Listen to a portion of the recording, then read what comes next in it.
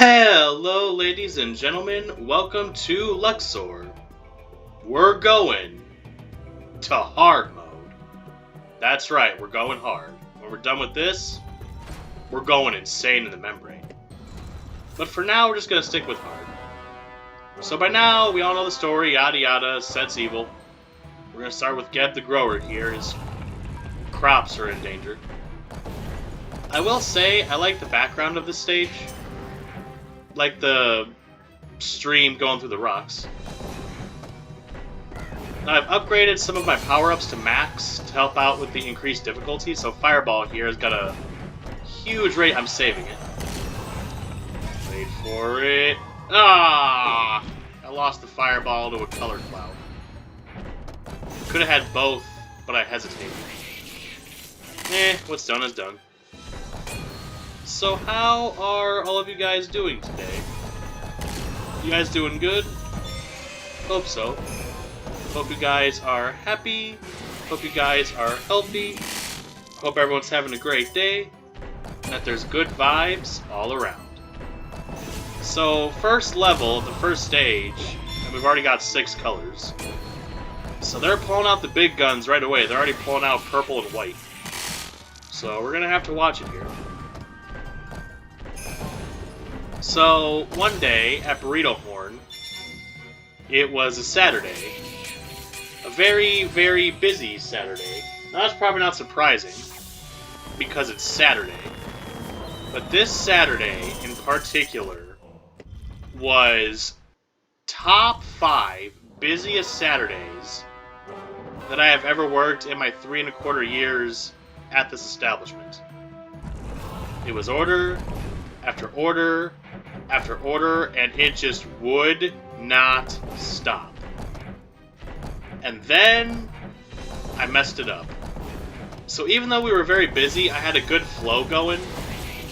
I was able to keep up, I was serving everybody. We were all having a good time. And then someone came through with a mobile order. And we had 2 mobile orders in the queue.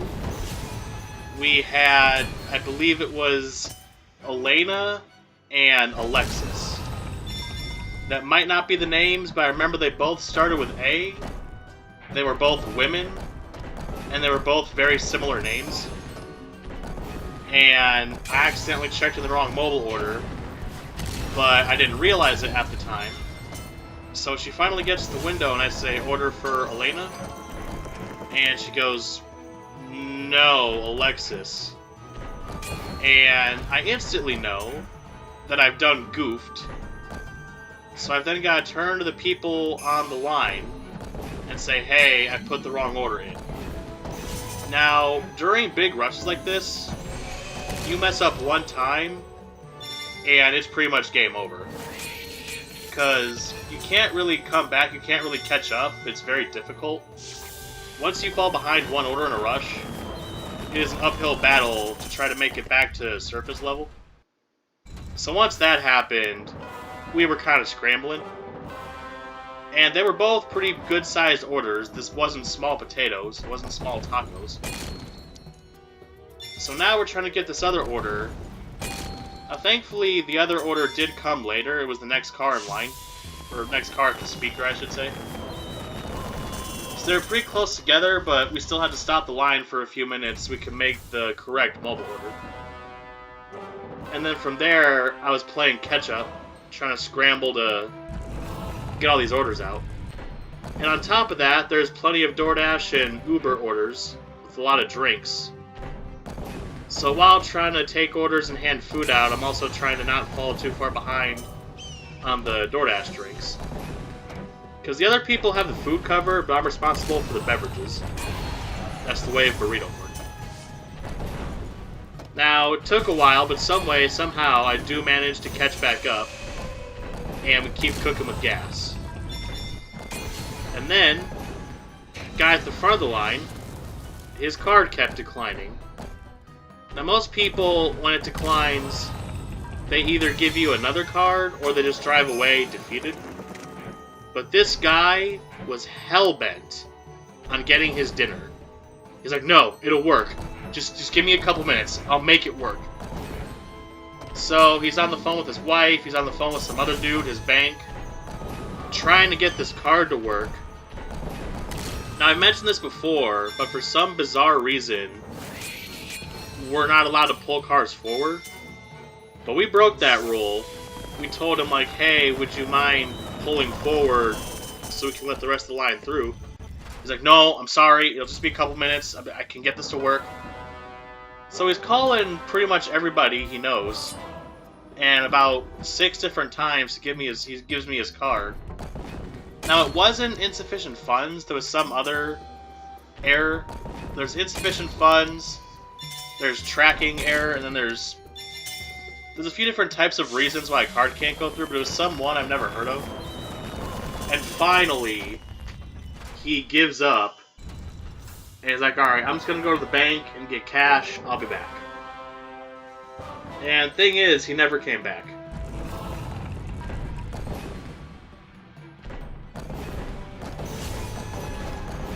It's always the cards and wrong mobile orders that'll get you. See, like I said, you gotta try not to slip up in those rushes, otherwise you're screwed. And then, just for a teaser, the following Sunday was dead. Now, usually Sunday is pretty slow, but this Sunday, just like that Saturday was very busy, this was top 5 slowest Sundays ever. Half the crew had to be sent home early because the store was paying them more than we were making. The AGM herself had to go home 3 hours early. Labor was that bad. And I got mostly unscathed. I lost like an hour, but it's not that big of a deal. But it was such a wide contrast, two very polar opposites of getting bent over and then everybody just evaporates. They don't want burrito horn anymore. Alright, now I can't remember if I've told this story before. I think I have, but I'll say it again because it sticks with me. So, there was this guy in the drive-thru. He looked very drunk, and yes, he was driving. Real quick, please don't drink and drive. It's dangerous not only to you, but to those around you. And even if you don't kill yourself, you could get in very serious trouble with the law if you get caught. Alright, just don't risk it. It's not worth it. Don't do it. Anyway, this drunk driver is in the drive-thru, and he orders a $7 Lux box, but he wants all the beef replaced with chicken. Now, going from beef to chicken is a bit of an upcharge. I think off the top of my head, it's about 35, maybe 50 cents. But because it was a few different items, the price went up by about $2. And I thought that that was common knowledge.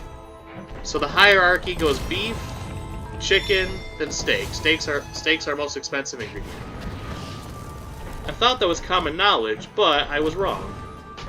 Because I give him his total, he gets to the window, and he goes, so how did my $7 box get up to about $10? And I explained to him that chicken is more expensive than beef, and then you gotta pay tax as well. And he starts pointing at me, all drunkenly, and he goes, if it's gonna be that much of an upcharge for some chicken, you gotta tell me that. You need to tell people that before they pull up to the window. You understand that? You understand what I'm talking about? Now, he's drunk, so really wasn't worth arguing. Someone's like, yeah, my bad, I'll do that next time. So he gets his food and thankfully drives away. And it's because of that exact man, whenever someone has a meal or a combo or a bundle, or if they get more than a couple items where they want the meat upgraded, I'll let them know, hey, it's going to be a bit of an upcharge. If it's just one upgrade, I won't say anything, but if they get multiple chickens instead, I will tell them, hey, it's going to make the price go up.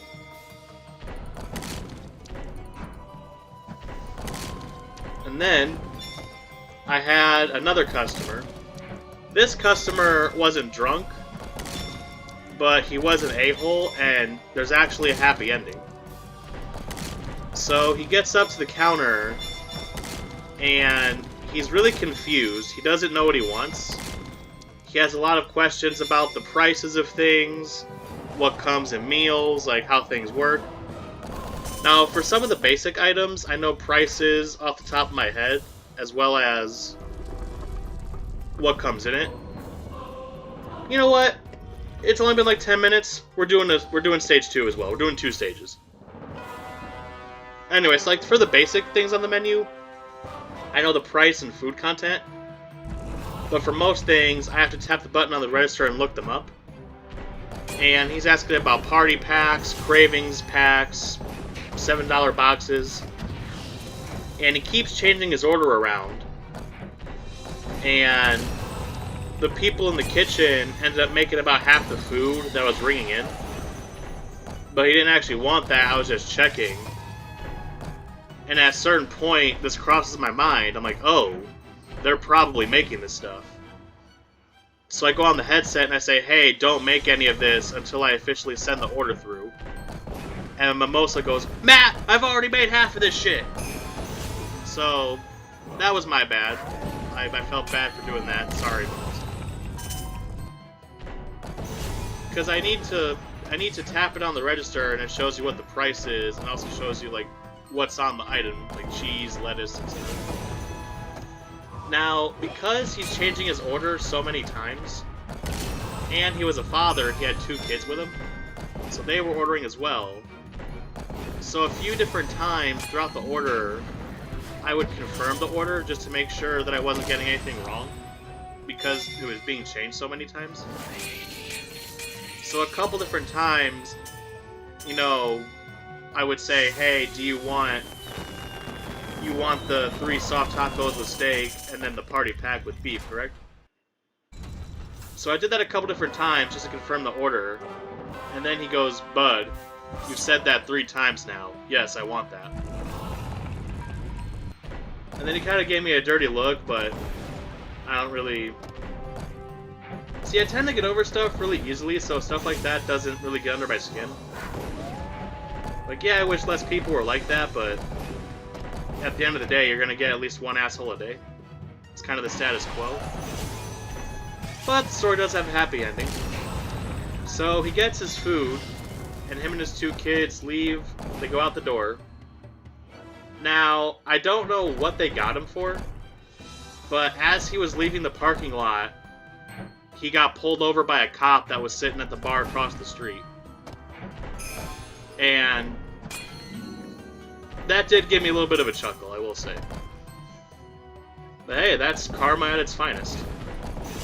Now, like I said, I don't know what he did or if he got a ticket. All I know is, the second he left that Burrito Horn parking lot, Christmas lights right behind him. It's like they knew. Like, oh, we gotta get this guy. Justice tastes really good. Fills my tummy up.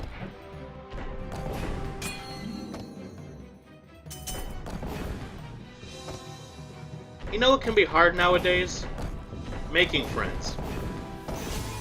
So I've got a handful of people that I hang out with on occasion.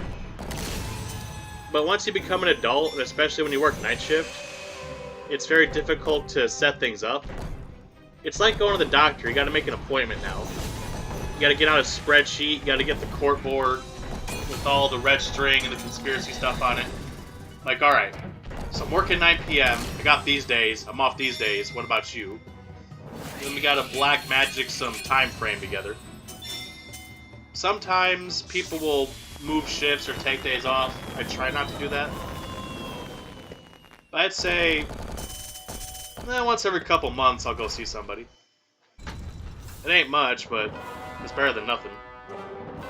But yeah, jobs, families, other commitments, etc., it's hard to have the get-togethers.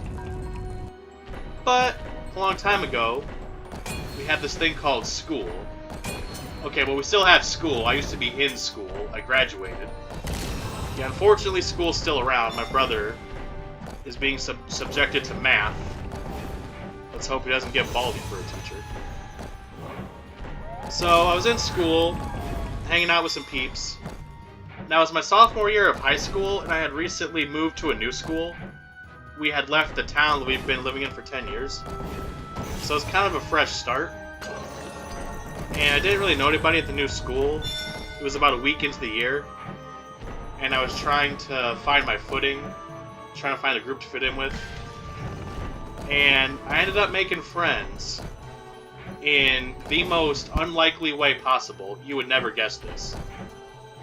So it all started in English class. We were supposed to put together a slideshow presentation, and we were supposed to give a speech in front of the class.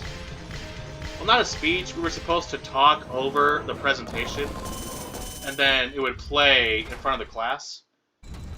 And I think the prompt was about a significant event in your life.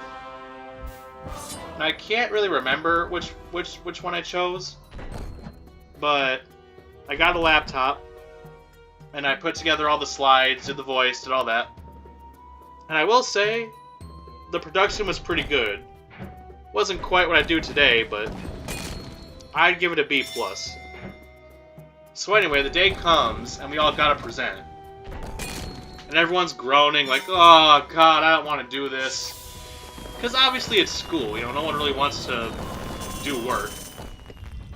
So everyone's all hemming and hawing. Like, oh man, I didn't do my assignment, I'm gonna bomb this presentation. A couple kids are nervous because their project's in front of the class. Everyone's like, oh man, I don't want to do this, and that. Now me, I wasn't nervous, I wasn't bothered. I was something different. I was sick. Now, thankfully, it doesn't happen much anymore. But when I was younger, between the ages of 9 and 17, more than every once in a while, I'd like to admit, like once a month, I would get these really, really bad migraines. Now, if you don't know what a migraine is, it's a headache times 10. It felt like people were drilling into my skull. It felt like Andre the Giant took his hand, put it on top of my head, and then pushed as hard as he could. And it also felt like there was a tight ring that was going around my forehead, just squeezing. So that's what a migraine feels like. Now, I don't know if they're all like this, but when I got these migraines, I would also get very nauseous and I would throw up. So on this day, I had a migraine, and it started around English. English was 4th period, so it was about halfway through the day. And I get this headache, and I already know what to expect.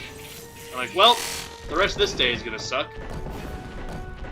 And also, one thing that would happen, some people call them floaties. In my vision, I would see like tiny pink dots that would float around. So the best way I can describe it is when you have a fireplace, those little tiny sparks that come from the fire. It was like that, but they were pink, and it was glitter. It looked like floating glitter in my eyes. I would rub my eyes, and they would go away for a little bit, and then they just come right back. So I'm in class, my head's not doing good, I'm starting to get a little nauseous, and I'm seeing glitter. But I'm like, it's okay, I'll just get through the day, I'll be fine, I'm just gonna take it easy and drink a lot of water. And I went first. So when it comes to big projects like this, my mentality is just get it out of the way immediately. So I remember the teacher's name, it was Mrs. Korczak. And she's like, alright, who wants to present first? And I raised my hand, like, I'll go first. And she pulls down the little projector screen, and my slideshow plays. It was about 5 minutes long. And towards the end of the slideshow, I get this feeling in my stomach, and immediately, we've got a code red. We've got a 5-alarm bell emergency. Now, there was a trash can in the front of the classroom, but I don't really need to mention the trash can, because I never made it. The second I felt it in my gut, it was already too late. So the presentation finishes, everyone liked it, they all clapped. And it was like slow motion, it was like a movie. I stand up, and I start making a beeline for this trash can. I get about halfway there, and I just let it rip. It just explodes. And also, on that morning before school, I drank a lot of fruit punch, So, when I vomited, it was very liquidy and it was very red. And everyone starts freaking out like, oh god, it's blood! But then they quickly like, oh no, it's not blood. But when I initially exploded, everyone freaked out because they thought it was blood. Now, TMI warning here. When I vomit, I go big or go home. It's never just a small amount. I explode. I gush like a Capri Sun that's been stomped on. So, on the 7th day, I flooded the earth with Kool-Aid vomit. So after about 2 minutes, I finally get done. And admittedly, after I throw up, I do feel a little better. But I've still got a headache. And I'm kind of out of it, like, ugh. And they stopped class, and Mrs. Corksack's like, alright, everybody, single file, let's get out of the room. So they lined everybody up, and the custodian came in, and they all got moved to a different classroom. I went to the nurse, and I can't remember if it was my mom or my dad, but someone came and picked me up early. And then the rest of that day, I just slept. Whenever I get these migraines, I just gotta put my life on hold and just sleep until it goes away. And also a bit of Tylenol in the mix. So, 1 full day's rest and 1 Tylenol later, woke up, migraine was gone, everything was good. And when I get back to school, at lunchtime, everyone's talking to me, and they're like, dude, you saved my ass. I was not prepared for that presentation, you gave us a whole nother day. So apparently, by exploding my guts out, I had derailed the class. I guess they just decided not to do the presentation because everyone was freaked out by me. So it got delayed, which was a miracle because it turns out half the class didn't do it. They're like, yeah, you got us out of doing work. You're the GOAT, you're the man. So yes, I threw up in class, got sent home early, and then I had people to talk to. Pretty compelling story, I will say. So hey, if you're ever lonely, just chug Kool-Aid and then throw up. Might get some friends out of it.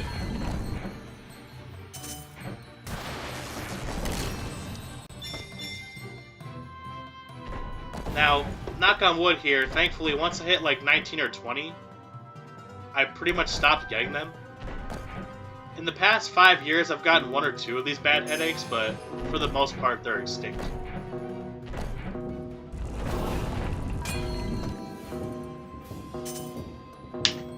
Die. 2 stages in 1 video.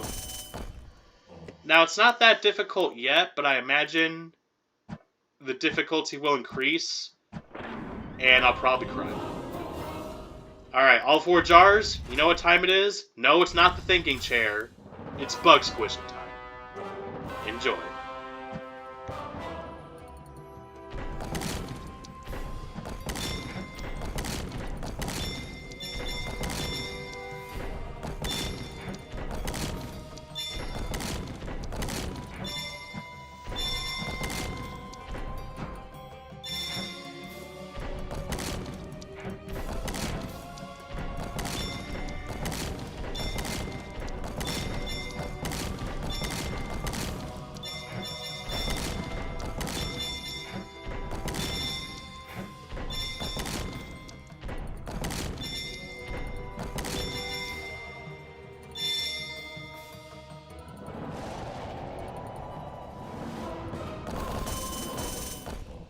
Now that is how you squash some bugs.